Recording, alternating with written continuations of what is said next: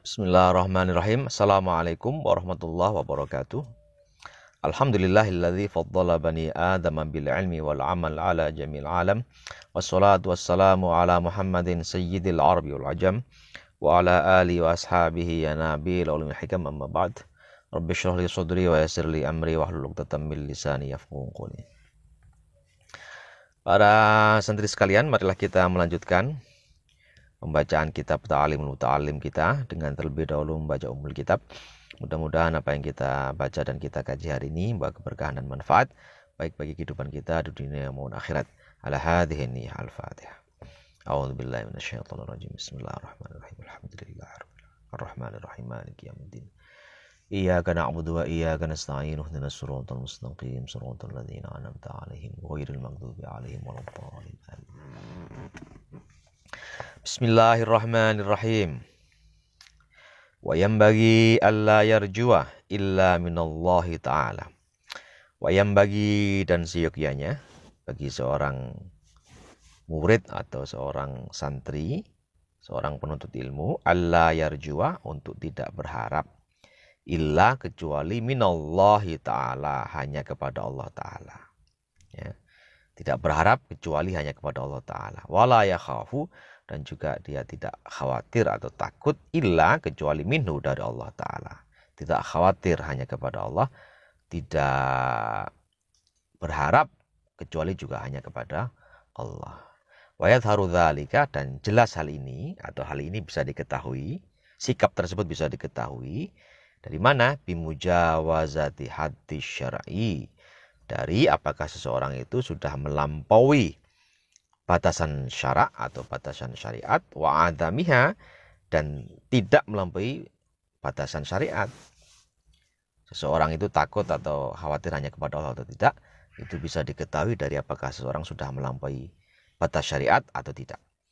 Nah, jika dia tidak melampaui batas syariat, maka dia dianggap masih berada dalam koridor takut dan khawatir hanya kepada Allah, berharap hanya kepada Allah. Tapi kalau dia sudah melampaui batas syariat, maka dia dianggap sudah tidak lagi takut kepada Allah, atau sudah dianggap tidak berharap hanya kepada Allah. Faman asallaha ta'ala, barang siapa yang bermaksiat atau durhaka kepada Allah ta'ala, khaufan minal makhluk, karena dia takut kepada makhluknya Allah. Misalnya orang berjudi atau ikut minum-minuman keras karena takut kepada teman atau takut tidak dianggap sebagai teman, maka faqad khafa, maka dia sungguh telah takut atau sudah dianggap takut ghairallahi ta'ala, kepada selain Allah ta'ala. Fa idza lam ya'sillaha li khaufil makhluqi, maka jika seseorang itu tidak bermaksiat kepada Allah atau tidak durhaka kepada Allah, li khaufil makhluk, karena dia takut kepada makhluk, waraqaba hududz syar'i, tapi dia masih memperhatikan batasan-batasan syariat, falam yakhaf ghairallahi ta'ala, maka dia tidak dianggap takut kepada selain Allah ta'ala. Bal khafallahu ta'ala, tapi dianggap takut atau khawatir kepada Allah ta'ala. Jadi kalau ada orang yang dia tidak bermaksiat atau tidak durhaka, tidak melakukan hal-hal yang melanggar syariat, karena takut kepada makhluk, misalnya dia takut pada polisi, takut pada Pak Lurah, takut kepada orang tua, tapi dia masih dalam batasan-batasan syarak, masih memperhatikan batasan-batasan syariat, maka dia masih dianggap dalam koridor takut kepada Allah, bukan takut kepada selain Allah. Wakadha, dan demikian pula fi janibir roja, di dalam hal roja atau pengharapan pun demikian adanya. Batasannya adalah batasan syariat. Kalau dia masih berada di lingkaran syariat, maka dia masih dianggap sebagai takut dan khawatir hanya kepada Allah, berharap hanya kepada Allah, bukan selain Allah. Tapi kalau seseorang sudah melampaui batasan syariat, melampaui lingkaran syariat, maka dia dianggap sudah tidak takut kepada Allah dan dianggap dia berharap kepada selain Allah. Wayam bagi li talibil ilmi, dan seyogyanya bagi seorang penuntut ilmu itu ayya'udda, untuk menghitung-hitung, wa yuqaddira, dan memperkirakan li nafsi, untuk dirinya, takdiron, sebuah perkiraan, fit tikrari, di dalam mengulang pelajaran. Nah, seorang siswa itu disarankan untuk mengukur kira-kira dia harus mengulang berapa kali itu pelajaran, ya, mengukur kemampuannya, apakah dia cukup mengulang 2 kali saja sehingga dia sudah mantap, atau dia perlu mengulang sampai 5-6 kali supaya mantap itu ingatan, hafalan pelajaran itu. Fa innahu, maka sesungguhnya ilmu pengetahuan itu la yastaqirru, tidak menetap, ya, qalbau, di dalam hati atau pikiran seorang penuntut ilmu, hatta, sampai yablugha, dia mencapai dzalikal mablag, capaian tersebut atau hitungan bilangan ulangan tersebut. Jadi seorang itu ya kadang-kadang bilangan atau jumlah target hafalannya itu beda-beda. Ada yang harus mengulang 5 kali, 6 kali, 10 kali, baru dia bisa hafal sama sekali atau bisa menetap hafalan tersebut di dalam memorinya. Karena itu orang harus menghitung-hitung, memperkirakan kira-kira orang macam dia atau orang dengan kapasitas dia itu bisa menghafal hanya dengan berapa kali pengulangan. Kalau dia bisa ngulang 2 kali, 3 kali, 4 kali, maka dia harus lakukan itu. Jangan sampai tidak mengulang pelajaran. Tapi ini ada saran dari musonif tentang berapa kali dia sebaiknya mengulang. Wayam bagi, dan seyogyanya bagi seorang murid atau pelajar, ayyukarriro, untuk mengulang sabaqal amsi, pelajaran yang kemarin itu, khamsa marratin, 5 kali. Wa sabaqal yaum, dan hari alladzi qoblal amsi, sebelum kemarin itu, arba amarat, 4 kali. Hari yang kemarin itu diulang 5 kali, pelajaran kemarinnya lagi diulang 4 kali. Wa sabaqal ladzi qoblahu thalathan, pelajaran yang kemarinnya lagi itu 3 kali. Walladzi qoblahu isnaini, dan kemarinnya lagi itu 2 kali. Walladzi qoblahu wahidan, dan pelajaran yang sebelumnya lagi 1 kali. Jadi saran dari musannif atau penulis kitab ini, untuk pelajaran atau materi yang diberikan kemarin atau dipelajari kemarin itu diulang 5 kali. Untuk yang kemarinnya lagi diulang 4 kali. Hari kemarinnya lagi diulang 3 kali. Dan hari kemarinnya lagi diulang 2 kali. Dan seterusnya sampai 1 kali.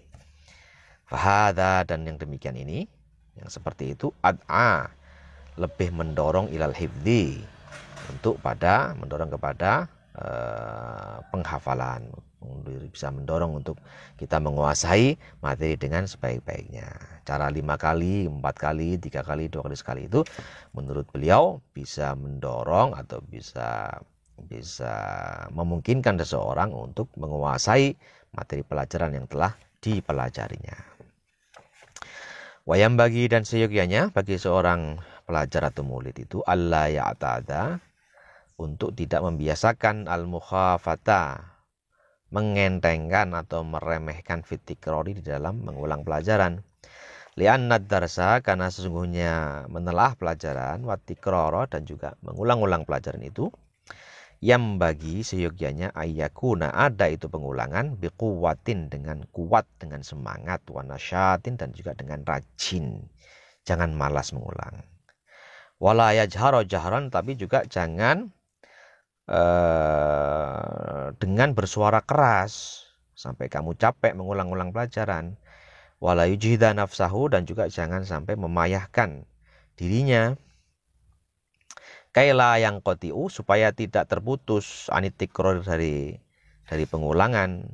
Fa khairul umuri awsatuha, maka sebaik-baik perkara itu adalah yang tengah-tengah. Jadi intinya kita harus rajin dan semangat di dalam mengulang dan menelah pelajaran, tapi juga jangan sampai payah, jangan sampai memayahkan diri sehingga kita malah terputus, tidak lagi mengulang-ulang pelajaran. Hukiyah, dikisahkan, anna Aba Yusuf, bahwasanya Abu Yusuf, karena ada itu beliau, yudzakirul fiqha, mengingat atau mempelajari ilmu fikih ma'al fuqaha'i, bersama para fuqaha, biquwatin wa nasyatin, dengan semangat dan sangat rajin, dengan kuat dan rajin. Dikisahkan Imam Abu Yusuf suatu ketika pernah mengulang atau menelaah, mengkaji pelajaran fikih bersama para fuqaha, para ahli-ahli fikih lain, dengan semangat yang tinggi, dengan kerajinan yang tinggi. Wakana, dan ada sihruhu, menantu beliau, ya ta'ajabu, heran, fi amrihi, di dalam perkaranya Abu Yusuf itu, heran kok bisa mertuanya ini menelaah pelajaran dengan semangat, berdiskusi dengan semangat bersama teman-temannya para ahli fikih. Wa yaqulu, dan beliau mengatakan, si menantu itu berkata, ana a'lamu, aku tahu, annahu, bahwasanya Abu Yusuf itu ja'iun, kondisinya sebenarnya lapar, mundu khamsati ayyamin, sejak 5 hari yang lalu. Jadi mertuanya, dia tahu bahwa mertuanya itu sedang menahan lapar sebenarnya, tapi meskipun demikian ya, dia tetap semangat. Heran makanya ini si menantunya ini. Wa ma'adzalik, meskipun demikian, meskipun posisinya lapar, kondisinya lapar, annahu, bahwasanya Abu Yusuf, Syekh Abu Yusuf itu, yunadiru, berdiskusi, ya, beradu argumen, bertukar pikiran dengan semangat, ma'al quwati, dengan semangat, wan nasyati, dan juga dengan rajin, terengginas, bagas, sesuatu yang mengherankan menantunya. Wayam bagi, dan seyogianya Allah yakuna li thalibil ilmi, hendaknya tidak ada itu bagi seorang penuntut ilmu, fatratun, itu kendu atau lemah atau ngelukru di dalam menderes pelajaran, wa tahayyurun, dan juga tidak ada pusing. Fa innaha, karena sungguhnya fatrah dan tahayyur itu, pusing dan kendu, lemah di dalam mengulang pelajaran itu merupakan afatun. Fa innaha afatun, merupakan bencana atau kecelakaan yang tidak diharapkan. Jadi seorang harusnya ya tetap semangat, tetap rajin, tidak ngelukro, tidak kendu, tidak lemah. Wa kana ustadzuna Syekhul Islam Burhanuddin yaqul, dan ada itu guru kami yang bernama Syekhul Islam Burhanuddin yaqulu, beliau berkata, innama ghalabtu, bahwasanya aku mengalahkan syurokai, teman-temanku, ya, bi anni, karena sungguhnya aku, lam yaqali, tidak terjadi kepadaku, al-fatrah, sikap lemah atau kendu atau ngelukru, wal ittirab, dan juga bingung, goncang, poyang-paying, tidak merasakan itu. Dia tetap semangat fit tahsili, di dalam belajar, di dalam menghasilkan ilmu. Jadi ketika belajar, ketika masih dalam masa studi, ya, Syekh Burhanuddin mengatakan, aku itu bisa mengalahkan teman-temanku, bisa ranking 1, karena aku tidak pernah merasa lemah, tidak pernah kehilangan semangat, ya, selalu rajin di dalam belajar.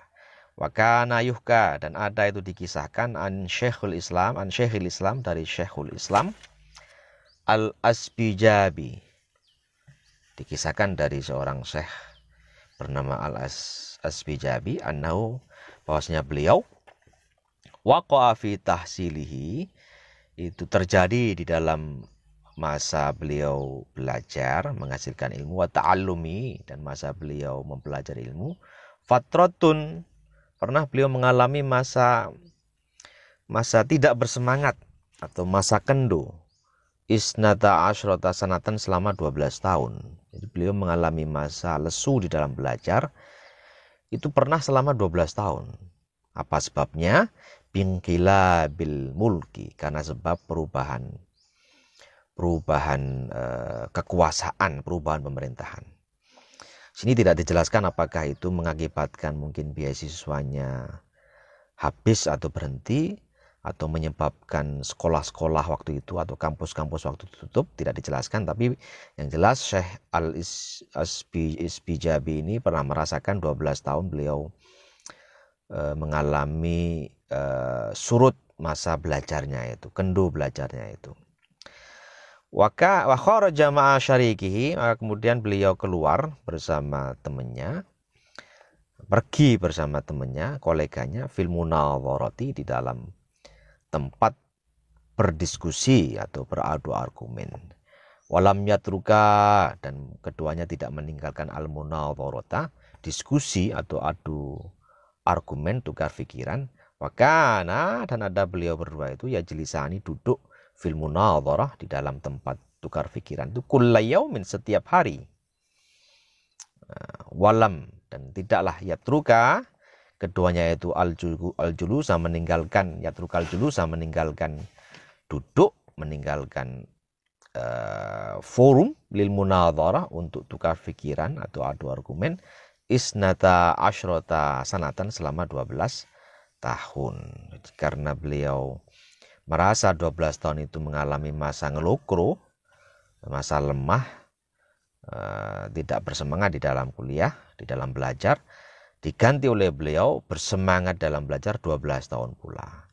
Fasoro, maka menjadi syarikuhu, temannya tersebut, teman diskusinya tersebut, Syekhul Islami, menjadi profesor dalam bidang Islam, li Syafi'iyyin, pengikut madhab Syafi'i, menjadi seorang pemuka, tokoh cendekiawan di kalangan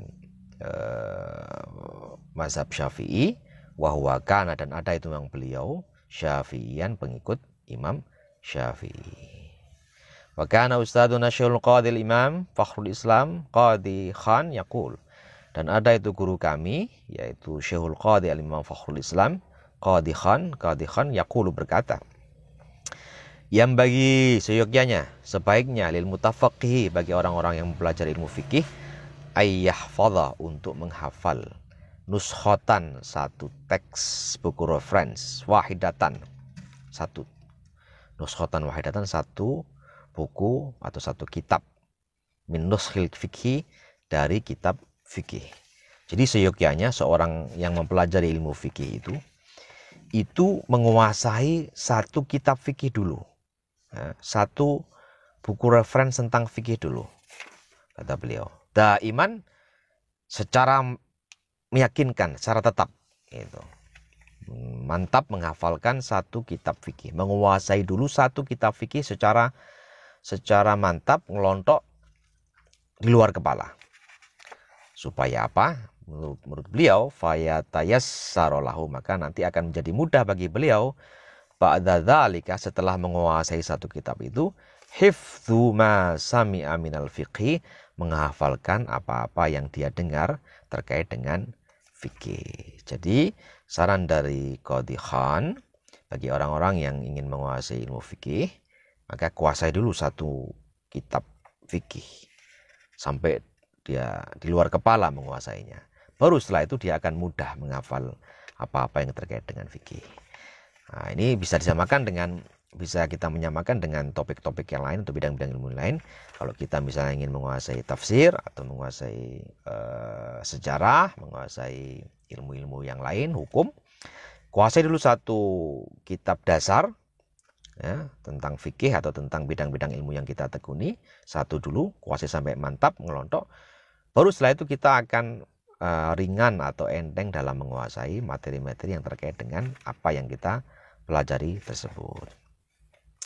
Saya kira itu untuk hari ini. Semoga ada manfaatnya. Mohon maaf atas segala kekurangan. Billahi taufiq wal hidayah. Wassalamualaikum warahmatullahi wabarakatuh.